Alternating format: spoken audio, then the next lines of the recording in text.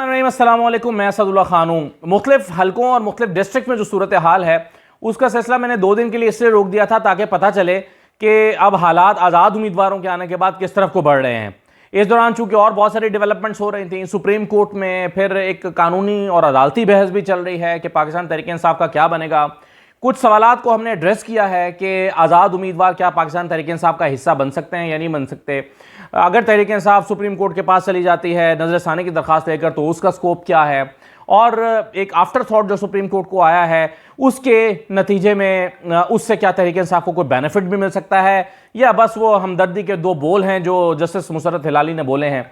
तो इसीलिए मैंने 2 दिन का वक्फा लिया और देखा कि आज़ाद उम्मीदवारों के बाद अब जो अवाम का इस वक्त रुझान है इलेक्शन के लिए वो क्या है और उनकी दिलचस्पी कितनी है। मैं 2 दिन में इस नतीजे पर पहुंचा हूं कि न सिर्फ ये कि अवाम की दिलचस्पी इन इंतखाबात में बरकरार है बल्कि ज़्यादा शद्दोमद के साथ और ज़्यादा जोर के साथ वो समझते हैं कि उनको अब अपने उम्मीदवार को जितवाना है। और ये जो हुआ है बैट का फैसला सुप्रीम कोर्ट से, उसके बाद मुझे लगता है कि अब टर्न आउट जो है वो बढ़ जाएगा और भी ज़्यादा टर्न आउट सामने आएगा और लोग ज़्यादा शिद्दत से वोट डालने के लिए निकलेंगे। लेकिन एक प्रॉब्लम जो अभी तक मैं देख रहा हूं वो ये है कि बाज़ इलाके ऐसे हैं, चाहे अभी तो शायद पहला ही दिन था, लेकिन कई जगहों पर लोगों को अपने उम्मीदवार के सिंबल का पता नहीं है कि तहरीक-ए-इंसाफ का जो उम्मीदवार आया उसका सिंबल क्या है।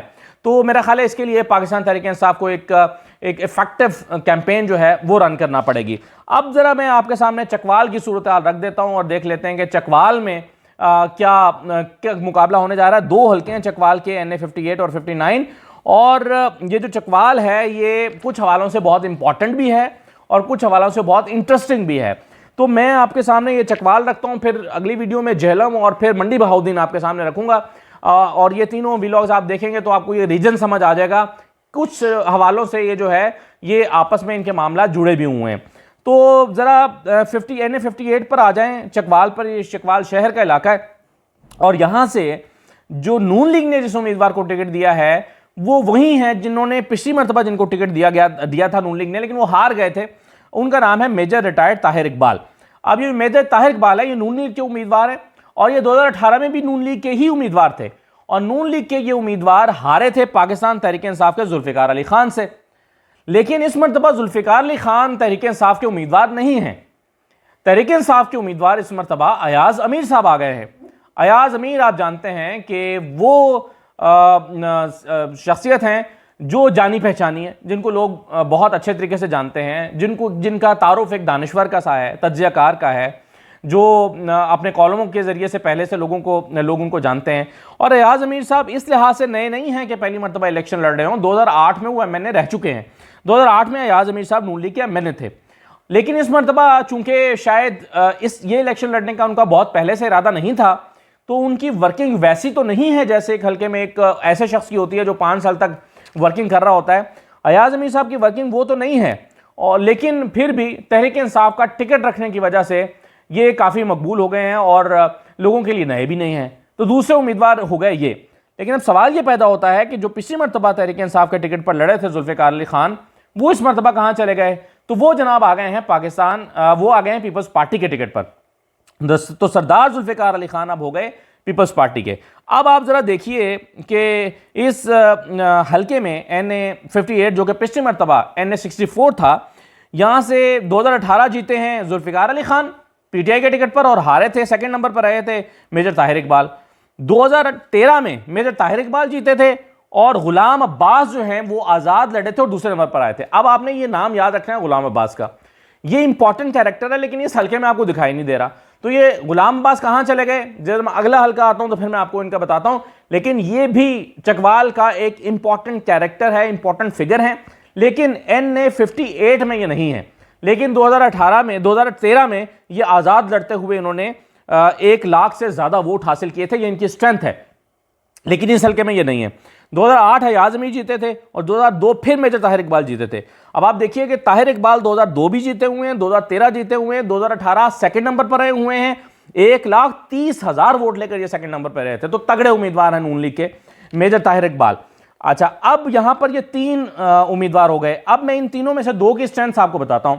मेजर ताहिर इकबाल की एक और स्ट्रेंथ ये है कि एक यहां पर MNA रहे हैं 90s में और 80s में, उनका नाम था अब्दुल मजीद मलिक। ये 4 मरतबा MNA रह चुके हैं और ये जो हैं ये मेजर ताहिर इकबाल के अंकल हैं और इनके जो बेटे और फैमिली है वो भी मेजर ताहिर इकबाल को सपोर्ट कर रही है।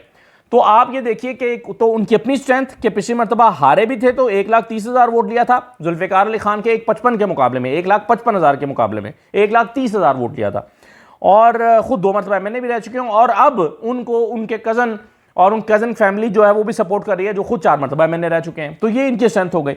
अयाज अमीर की स्ट्रेंथ क्या है? अयाज अमीर की स्ट्रेंथ ये है कि एक तो वो जानी पहचानी शख्सियत है, पहले MNA रह चुके हैं, PTI का टिकट है, टिकट तो नहीं है लेकिन चलें PTI की हिमायत है यूं कह लीजिए। और साथ सबसे इंपॉर्टेंट फैक्टर यह है कि यहां पर एक और ग्रुप चकवाल 1 में शहर के इलाके में एक और ग्रुप जो है वो बड़ा मुतहरिक है और वो जोड़ तोड़ में बड़ा इंपॉर्टेंट किरदार अदा करता है। इस ग्रुप को कहते हैं जनरल फैज ग्रुप। ये जो जनरल फैज ग्रुप है इसकी सपोर्ट भी बहरहाल बड़ा इस इलाके में मैटर करती है और ये सपोर्ट इस मरतबा जो है वो मौजूद है अयाज अमीर साहब के लिए। अच्छा, जनरल फैज साहब भी पिछली मरतबा जुल्फ़िकार अली खान को लेकर आए थे। पिछली मरतबा इनके ये जो है वो गुलाम अब्बास समझे जा रहे थे कि ये PTI के टिकट पर आएंगे, लेकिन आखिर में जाकर ये हुआ कि अचानक जुल्फ़िकार अली खान आ गए थे। तो ये जुल्फ़िकार अली खान को जनरल फैज़ हमीद लेकर आए, इनको पाकिस्तान तहरीक इंसाफ का टिकट दिलवाया। ये समझा जाता है हल्के में कि ये इनकी सपोर्ट से यहाँ पर आए थे और यूं ये उस वक्त तहरीक इंसाफ की एक जो है वो टिकट पर जीत भी गए थे।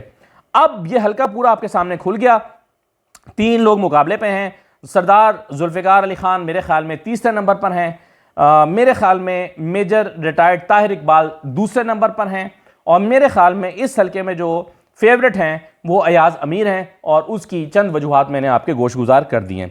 एक इस हल्के की और भी ख़ास बात है और वो ये है कि यहाँ पर वोटर्स टर्न आउट जो है वो बहुत अच्छा रहता है। पढ़े लिखे वोटर्स हैं और यहाँ पर जो है वो ज़्यादा लोग वोट कास्ट करते हैं। उसकी एक मिसाल ये भी है कि 2018 में भी आप देखिए तो एक उम्मीदवार जो जीता था उसको 1,55,000 वोट पड़ा था, जो हारा था उसको 1,30,000 वोट पड़ा था। तो यूं आपको अंदाजा हुआ और इसके अलावा बाकी लोगों के भी वोट पड़े थे, तो यूं आपको अंदाजा होता है कि अच्छा टर्नआउट इस हल्के में देखने में मिला। तो यहां पर काफी लोग निकल के वोट डालते हैं और जब भी इस तरह के इलेक्शन में जो ये इलेक्शन होने जा रहा है इसमें जब भी जहां भी ज्यादा टर्नआउट रहेगा वहां पर तहरीक इंसाफ को फायदा होगा। ये तो मैंने आपको चकवाल 1 बता दिया, NA 58। अब आ जाइए NA 59 पे और ये है तलागंग चकवाल का इलाका। इसमें जो है वो कलर कहार के कुछ इलाके हैं, तलागंग तहसील है, बल्कसर है, नीला है, तो ये इलाके इसमें शामिल हैं। अब आप इसमें देखिए कि कौन कौन से उम्मीदवार मद्दे मुकाबिल हैं। मैंने पिछले के में आपको सरदार गुलाम अब्बास का नाम बताया था जिन्होंने 2013 के इलेक्शन में आज़ाद हैसियत में 1 लाख से ज़्यादा वोट लिए थे। ये जो गुलाम अब्बास थे ये आमतौर पर चकवाल शहर से सियासत करते हैं, लेकिन वहाँ पर उनको पिछली मरतबा PTI से टिकट नहीं मिला। इस मरतबा जो है उनको नून लीग का टिकट नहीं मिला क्योंकि वहाँ पर ऑलरेडी मेजर ताहिर इकबाल हैं। तो नून लीग ने इनको ऑफर किया कि आप जो है वो चकवाल 2 में चले जाएं, NA 59 में चले जाएं। तो NA 59 से सरदार गुलाम अब्बास को नून लीग का टिकट मिल गया है। तो यहाँ से चकवाल से जो हैं वो सरदार गुलाम अब्बास हैं। अच्छा, मैं इससे पहले कि ज़रा बाकी उम्मीदवारों के बारे में या रोमान के बारे में बताऊँ PTI के उम्मीदवार कौन है, ज़रा इस हल्के की हिस्ट्री आपको पता होनी चाहिए। इस हल्के की हिस्ट्री ये है कि पिछली मरतबा यहाँ से परवेज़ इलाही साहब जीते थे। परवेज़ इलाही साहब जीते, इन्होंने ये सीट छोड़ दी और ये सीट छोड़कर इन्होंने यहाँ पर चौधरी सालिक को लड़ने का मौका दिया और चौधरी सालिक यहाँ से अपनी सीट जीत गए। तो चौधरी सालिक जो MNA बने, बाद में वजीर बने, वो इसी हल्के से बने थे चकवाल 2 से। और सालिक से पहले चौधरी परवेज़ इलाही जनरल इलेक्शन जीते थे और जनरल इलेक्शन जीत के उन्होंने ये सीट छोड़ी थी। इसका मतलब क्या हुआ कि चकवाल की इस सीट पर चौधरियों का यह क्लेम हो सकता है कि ये हमारी सीट है, क्योंकि पहले एक चौधरी जीता और उसी खानदान का फिर दूसरा चौधरी ज़मीनी इलेक्शन भी जीत गया। तो चौधरी सालिक हुसैन यहाँ से जीते। परवेज़ इलाही ने 1,57,000 वोट लिया था चकवाल 2 से, NA 59 से, जो कि उस वक्त NA 65 था। अच्छा, अब आ जाइए कि फिर मोहम्मद रोमान कौन है। तो मोहम्मद रोमान जो हैं जिनको PTI ने टिकट दिया और आज़ाद हैसियत में अब इलेक्शन लड़ रहे हैं PTI का निशान ना होने की वजह से, ये जो हैं ये सूबाई वजीर अम्मार यासिर जो हैं ये बड़े इंपॉर्टेंट फिगर थे पिछले हुकूमत के, बड़े इंपॉर्टेंट मिनिस्टर थे, सूबाई मिनिस्टर, और परवेज़ इलाही के काफ़ी करीब समझे जाते थे और ये परवेज़ इलाही के साथ आखिर तक खड़े भी रहे। जब काफ लीग 2 हिस्सों में तकसीम हो गई तो अम्मार यासिर जो हैं वो काफ लीग के साथ खड़े रहे। अब अम्मार यासिर तो गायब हैं चूँकि वो इस वक्त इलेक्शन लड़ने के लिए वो दस्तयाब नहीं है या रूपोश हैं, तो उनकी जगह पर उनके बहनोई मोहम्मद रोमान को टिकट दिया गया है। तो मोहम्मद रोमान बेसिकली अम्मार यासिर के बहनोई हैं। इसका मतलब ये हुआ कि ये टिकट जो है बेसिकली तहरीक इंसाफ ने चौधरियों को दी है कि आप जिसको खड़ा करना चाहें वहां पर कर दें। तो चौधरियों ने ये फैसला किया है, चौधरी परवेज इलाही और उनकी के ग्रुप ने, कि यहां से फिर हम अपने बंदे मोहम्मद रोमान को इलेक्शन लड़ाते हैं। अब रोमान जो है उनका कोई ख़ास पॉलिटिकल उस तरह से एक्सपीरियंस नहीं है, लेकिन बहरहाल पीटीआई के टिकट पर हैं और उनकी फैमिली का यहाँ से इलेक्शन लड़ने का एक्सपीरियंस भी है, वो जीत भी चुके हैं। रोमान के लिए कुछ लोगों के ख्याल में जो है वो उनका एमएनए का इलेक्शन टफ होगा, क्योंकि सरदार गुलाम अब्बास बहरहाल तजर्बेकार सियासतदान है और उनका अपना ज़ाती वोट बैंक भी इस रीजन में मौजूद है। वो अलग बात है कि वो उन्होंने चकवाल शहर से 1 लाख से ज़्यादा वोट लिया था, लेकिन बहरहाल यहाँ पर भी उनका वोट बैंक मौजूद है। तो वो एक तजर्बाकार आदमी है, लेकिन रोमान के पास एक पाकिस्तान तहरीक इंसाफ का इस वक्त जो फेवरेट टिकट है वो है, लेकिन बल्ले का निशान नहीं है। तो यहाँ से ये मुकाबला बन रहा है। अब आपके जहन में एक सवाल पैदा होगा कि यहाँ पर एक और शख्सियत का नाम आपको हल्के में बार बार नजर आता है, और वो है टुमन, यानी मोहम्मद फैज़ टुमन। 2018 में परवेज इलाही इनसे जीते थे।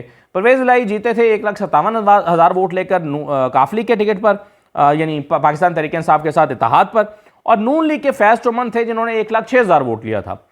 लेकिन अब ये टुमन नजर नहीं आ रहे, ये कहाँ चले गए?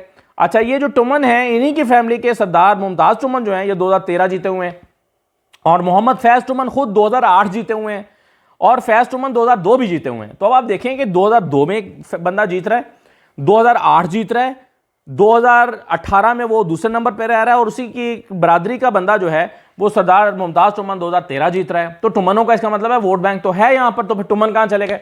ये इंपॉर्टेंट क्वेश्चन आपके जहन में पैदा होगा कि रोमान आ गया, सरदार गुलाम अब्बास दूसरे हल्के से निकल के आ गया, तो टुमन कहाँ चले गए जो ओरिजिनल यहाँ पे इलेक्शन लड़ते हैं? तो जनाब टुमनों को ये हुआ कि फैज़ टुमन ने जब काफली का इलेक्शन काफली के मुकाबले में हारा और चौधरी सालिक लड़ने के लिए आए, तो नून लीग ने इनको टिकट दिया कि ठीक है आप ज़िमनी इलेक्शन भी लड़ें। लेकिन उन्होंने चंद दिन पहले चौधरी सालिक की हिमायत का ऐलान कर दिया, यानी चौधरियों के साथ साजबाज कर दी और उनकी हिमायत का ऐलान कर दिया और दस्तबरदार हो गए। यानी फैज़ टुमन जो हैं चूंकि चौधरी सालिक के मुकाबले में दस्तबरदार हो गए, तो नून लीग इनसे नाराज़ हो गई और कहा कि ठीक है जनाब, आपने चूंकि बेवफाई की है, अब हम आपको टिकट नहीं देते, हम दूसरे हल्के से लाके एक बंदे को टिकट दे देंगे, लेकिन आपको टिकट नहीं देंगे। तो उन्होंने फिर उनको टिकट नहीं दिया। और दूसरा ये भी है, इनकी वीकनेस ये है कि फैज़ टुमन शाहिद खाकान अब्बासी के करीब समझे जाते हैं या उनके ग्रुप के आदमी माने जाते हैं, तो यूं भी उनकी डिस्क्वालिफिकेशन हो गई इस टिकट के लिए कि उनको ये टिकट नहीं मिलेगा। लेकिन क्या जो है वो टुमन फिर खामोश हो गए हैं, इलेक्शन नहीं लड़ रहे? नहीं, ऐसा भी नहीं है। मुमताज़ टुमन जो हैं, जो कि 2013 जीते थे, अब वो बहुत बुजुर्ग हो चुके हैं और नून लीग के टिकट पर जीते हुए थे। उनका नवासा जो है शहरोज़ खान टुमन, वो आज़ाद हैसियत में इलेक्शन लड़ा है। और ख़बरें ये हैं कि तीनों जो टुमनों के ग्रुप हैं, यानी फैज़ टुमन, रफ़ीक टुमन और मुमताज़ टुमन, ये तीनों ग्रुप जो हैं वो इस टुमन को, यानी शहरोज़ खान टुमन को सपोर्ट कर रहे हैं या सपोर्ट करने जा रहे हैं। तो यूं ये सारे वहाँ टुमन बरादरी की नुमाइंदगी जो है वो ये कर रहे हैं, और पीटीआई की नुमाइंदगी मोहम्मद रोमान अहमद कर रहे हैं, और सरदार गुलाम अब्बास जो हैं वो नून लीग के टिकट पर इलेक्शन लड़ने जा रहे हैं। तो ये हैं जी चकवाल की सूरत हाल। अब आप ये देख लीजिए कि चकवाल के दोनों ही हल्के अपनी अपनी वजूहात के बिना पर बहुत दिलचस्प हैं, और पीटीआई के मुश्किल तरीन वक्त में भी उनके पास एक हल्के से तो बहुत ही तगड़ा उम्मीदवार सामने आ गया है अयाज अमीर की सूरत में, और दूसरे हल्के से भी अगर चौधरी अपना जोर पूरा लगाते हैं या उनका वोट बैंक एक्टिव रहता है, इंटैक्ट रहता है, और पाकिस्तान तहरीक इंसाफ का, यानी आप मोहम्मद रोमान को एक तरह से पीटीआई का खंबा कह सकते हैं। तो अगर खंबे की हवा चलती है और खंबे को वोट पड़ता है तो फिर ये अच्छा वोट निकाल सकते हैं। दो चीज़ें इनके पास, इनकी स्ट्रेंथ हैं, एक अम्मार यासिर जिन्होंने इस हल्के में काफ़ी काम कराए हैं और बहुत लोग उनकी कारकर्दगी से खुश हैं, और काफली का यानी चौधरी परवेज इलाही का असर रसूख, और तीसरा पीटीआई का टिकट। तो मुकाबला यहाँ पर भी अच्छा होगा। मेरे ख्याल में इसमें टुमन तीसरे नंबर पर आएंगे, और मुकाबला असल में सरदार गुलाम अब्बास और इन रोमान के दरमियान होगा। तो देखिए नतीजा क्या निकलता है। इजाज़त दीजिए, अल्लाह हाफ़िज़।